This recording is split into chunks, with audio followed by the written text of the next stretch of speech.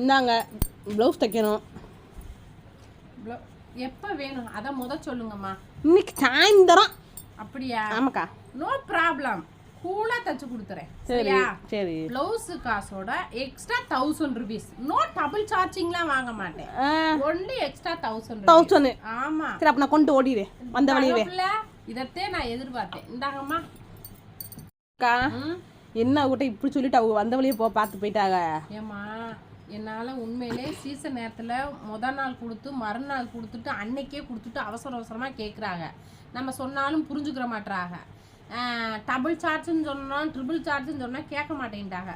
டப்புன்னு 1000 ரூபான்னு சொன்னோம்னு வச்சுக்கவேன், அவங்களா கொண்டுட்டு போயிடுவாங்க. இதெல்லாம் ஒரு ட்ரிக்கு. நம்மளால அவசர நிலைமையில நம்மகிட்ட தைக்க முடியாத சூழ்நிலையில காசு கூடன்னு சொன்னா போயிடுவாங்க. நம்மளும் ரிலீஃப் ஆயிடலாம்ல.